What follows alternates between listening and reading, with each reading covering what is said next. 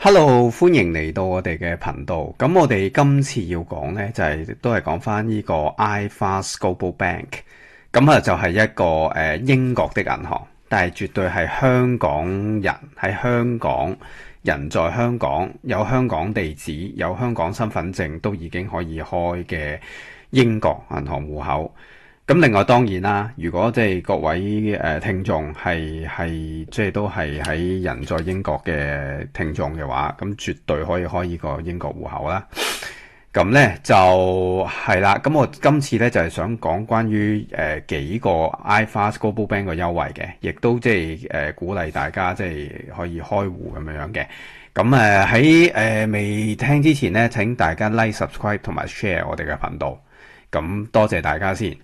咁我首先講第一個優惠先。咁咧就係而家咧 iFAST Global Bank 咧喺4月29號咧已經有而家畫面講緊呢個隨時隨地開戶全球掃描支付。咁咧就唔使諗到咁複雜嘅。其實主要嚟講咧，如果大家都係香港嘅朋友咧，咁其實佢就係用緊 Alipay Hong Kong。簡單啲講，其實你登入咗iFAST Global Bank嗰個 Apps， 即係其實你而家呢個我而家圈住右手邊個畫面就係 iFAST Global Bank 個 Apps 嗰度，咁你就撳下邊嗰個做嗰個嗰個叫 Payment 係啦，即係做嗰個俾錢嗰個掣喺最底嘅，咁跟住咧就會見到有個 Alipay 嗰個即係呢一個咁嘅數碼或者你被數碼嘅 Alipay 咧，即係所謂支付寶啦，就係支付寶香港嚟嘅。如果你喺香港用嘅話，咁其實同你平時喺香港開嘅支付寶係冇分別嘅，只不過佢個好處咧，我已經同大家睇咗噶啦。佢個好處咧就係話，因為其實你 iFAST Global Bank 雖然佢係一間英國的銀行，但係實際上其實佢係有多種貨幣，包括有英鎊、美金、歐羅、港紙同埋日 yen 都有嘅。咁所以咧，其實如果你喺香港用嗰個即係經 iFAST Global Bank 個 Apps 裏邊撳支付嗰度，佢就自動彈個香港嘅支付寶出嚟，嗰個即係 QR code 出嚟咧。咁大家拿住呢個 QR code 咧，就可以當香港支付寶咁用噶啦。扣錢就扣翻 iFAST Global Bank 個香港港幣戶口，係啦，香港幣戶口嘅，就不會扣你其他外幣戶口嘅。咁我哋就係啦，你睇翻而家佢話隨時隨地可以支付啦，包括香港啊、韓國啊、澳洲啊、Telecard 咁啦。咁啊，如果喺香港未有 7-Eleven 啊、Uniqlo 啊等等嗰啲都有啦。咁我哋睇落去啦。咁呢度就係鼓勵大家就隨時隨地開戶啦，用個 Apps 都可以開戶嘅。咁其實我之前有條片都講過，俾大家聽點開戶嘅，就唔係用個 Apps 嘅。其實最好就用電腦開戶呢，就會即係比較方便啲啦。咁我哋再睇呢個畫面啦，係啦，你睇呢個畫面呢 Alipay 呢就其實佢係真正支援全球嘅支付啦，支付全球嘅數碼支付咁樣嘅。咁即是話即係可以提供呢個 Alipay 嘅方式去支付啦。咁佢就係話幫助，即係話你喺不同國家都得嘅。你睇唔睇到佢最底啊？最底嘅英文咧，呢個圖畫最底大家指住嗰度，就係寫住 Automatic Currency Account Handling 係啦。即係佢就係話翻俾你聽，你喺邊個國家，佢就扣翻嗰個國家嘅貨幣嚟嘅。咁其實就係咁簡單，所以就不牽涉你兌換貨幣嘅。咁我哋即係大家都係。我諗大部分觀眾都係香港人啦，咁我哋睇翻香港係即係有用邊度可以用到啦。咁其實睇唔睇到？香港就 Alipay HK， 咁最主要接受嘅商戶包括麥當勞啦、萬寧、惠康超級市場、崇光百貨、美心集團、Uniqlo、呢個星巴克、呢個迪士尼都接受嘅。咁如果其他國家其實都係比較多人去嘅國家，包括馬來西亞啦，馬來西亞咧。其實佢係可以出到一個叫做唔知登啦喎，咁啊馬來西亞嘅朋友如果識得啊話聲我知啦。咁就當然如果你馬來西亞佢就會有機會，即係因為馬拉士佢就應該冇嘅，佢有機會可能扣港紙或者扣英鎊唔知係啦。咁啊大家可能要留意翻一樣嘢啦。韓國一樣啦，韓國佢就可以即係有呢啲商戶啦。咁亦都有個叫 Zero Pay， 都係一個韓國好常見嘅俾錢方式咁樣嘅。咁啊，尼泊爾就唔講啦。斯里蘭卡就唔講啦，因為呢啲我諗比較少觀眾去啊。咁 globally 咁佢用到邊個咧？globally 佢係用 Alipay Plus 嘅，咁就比較多人去嘅國家，我諗係美國啦。EEA 即係歐洲地區啦、瑞士啦、澳洲啦咁樣嘅，咁所以其實都幾多地方用唔到，其實呢樣嘢都真係都真係好方便嘅。咁跟住呢度就講翻俾大家聽，要開戶啦。咁啊，現在申請，我哋試下 click 落去睇現在申請有咩睇先。係啦。咁就去申請翻啦，個人帳戶等等嗰啲。咁我呢度唔講，因為之前都已經拍過條片，但係俾大家。咁我再講一講咧，Alipay 咧就有其他嘅優惠嘅，係啦，除咗呢個所謂全球支付之外咧，因為係最新嘅嘢，所以我都想介紹咗俾大家先嘅。咁呢個嘢真係好方便嘅。好，咁跟住咧，另外咧就有啲就係一啲優惠俾大家啦。咁呢個優惠咧，以下講嘅優惠咧，全部咧都有呢個 iFAST Global Bank 嘅 debit 卡，即係嘅提款卡咧先用到嘅。咁呢度咧，其實大家睇到呢個就 OSIM 嘅優惠嘅。咁咧為咗慶祝 iFAST Global Bank 成立咗3年，咁佢哋咧就同 OSIM 英國合作。咁就提供咗一啲優惠啦，就係呢個 OSIM，我諗大家都好熟悉，就係按摩椅啦。而呢個推廣咧就去到今年嘅12月31號嘅。咁優惠活動就係話 OSIM 嘅產品就係5% 折扣，或者 OSIM 嘅商品咧即刻減20咁樣。咁就其實我諗呢個都係心意嚟嘅啫。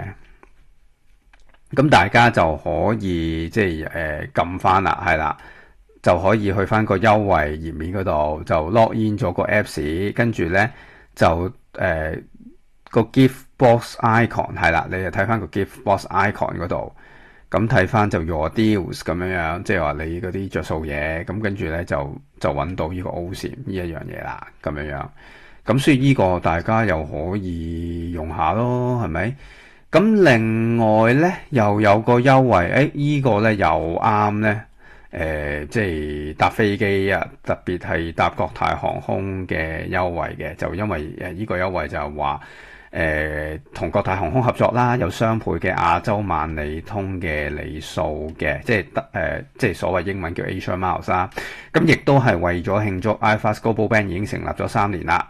咁咧就會每個旅程咧就有呢啲優惠嘅，咁但係就指定嘅，睇翻如何獲得資格呢度咧，就話要喺首先第一件事就喺國泰航空嗰個網站嗰度買國泰航空往返嘅機票，即是話你喺 Trip.com 買嗰啲就唔計嘅，一定要去國泰航空個網站買啦。咁出發地區咧嗰個機場啊，出發個機場咧一係就倫敦希斯路機場，一係就係曼徹斯特機場。咁咧個目的地咧就一定係即係國泰航空網絡嘅目的地嘅。咁即係簡單啲講，你只係限你出發地啫，就冇限你目的地嘅。即係只要國泰航空嗰架機去到嘅地方都得。咁當然國泰航空即係我哋咁多香港人嘅話咧，就梗係會去香港啦，係咪？咁即係簡單啲講，大家如果話人在英國係嘛，你喺倫敦希斯路機場出發去香港。可以享受呢個優惠啦，或者曼徹斯特嘅機場出發去香港，只要乘搭國泰航空，亦都係喺國泰航空個網站買機票咧就得啦，係啦。咁佢倉都係好多隻都得嘅，商務艙得，專上經濟艙就得，或者最平嘅經濟艙都得。咁即係基本上你除非坐頭等咯，頭等咪唔得咯，係啦。咁就亦都一定要有呢個 iFAST Global Bank 嘅借記卡，即係提款卡，唔使諗咁複雜嘅，係啦。咁但係咧，我都要提翻大家啦，唔好意思啦，嗰張 iFAST 嗰張 Global Bank 嗰張嘅借記卡咧，嗰張提款卡咧，就基本上就只限英國居民，即係唔係你揸咩護照，你要英國住，咁先可以攞到嘅。咁所以依方面咧就要喺英國嘅朋友仔先用到啦，香港朋友仔就唔好意思用唔到啦。咁亦都要有亞洲萬里通嘅賬戶啦。咁呢個都係好簡單嘅。咁係個優惠係咩咧？個優惠就係話，咁我講啲大路啲啦，經濟艙就可以有6000嗰個亞洲萬里通個嗰個 Asia Miles 嘅，即係6000里啦。咁就小心喎，佢僅限前300張嘅啫喎，係啦，咁所以即係就點解我要而家即刻開咪同大家講呢？就係因為手快有就手慢冇，咁其他嗰啲再少啲喎。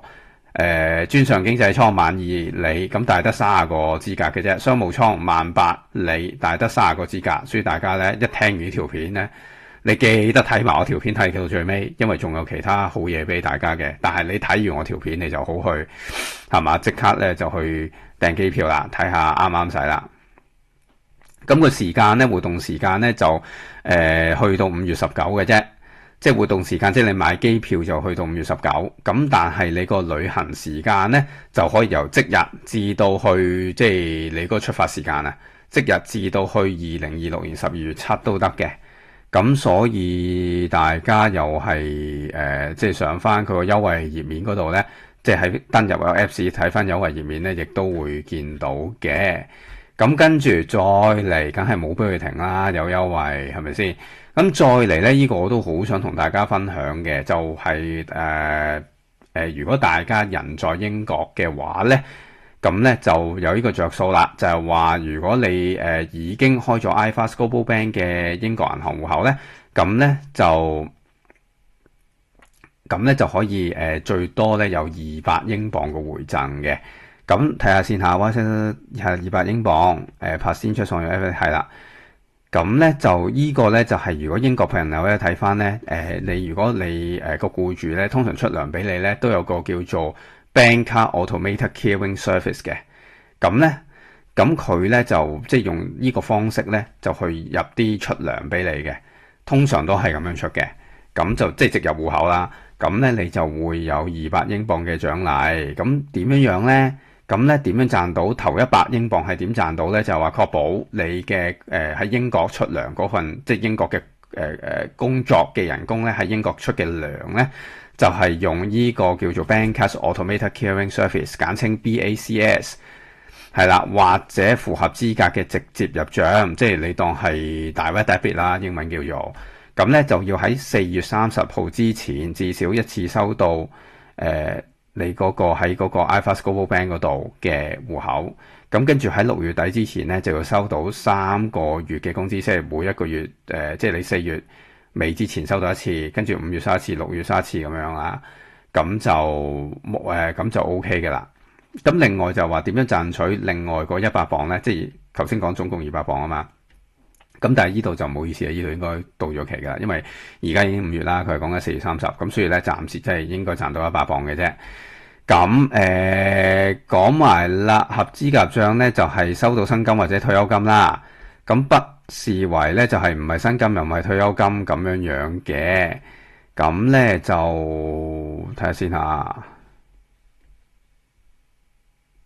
係啦。咁詳情咧大家都可以即係上翻 iFAST Global Bank 個網站睇嘅。我睇下仲有冇其他優惠先。好。咁今次就暫時俾住呢幾個優惠大家先。咁大家咧請大家，因為我見到 subscribe 嘅人數都唔多啊。咁咧請大家咧真係幫幫手，就最緊要 subscribe 我哋個頻道啦。一有呢啲最優惠嘅資訊咧，就會即係你撳個叮叮鐘咧，咁咧就會即係即時話俾大家知啦。咁另外都唔該大家 like share 我哋個頻道。另外最緊要喺留言區。我見好少留言啊，唔該大家喺下邊打個留言鼓勵下我又好，或者打啲符號都得㗎啦，係啦，咁咧就即係等我哋條片咧就可以多啲其他朋友仔睇到。好，咁今次係咁多先，咁多謝大家收睇，下次再見，拜拜。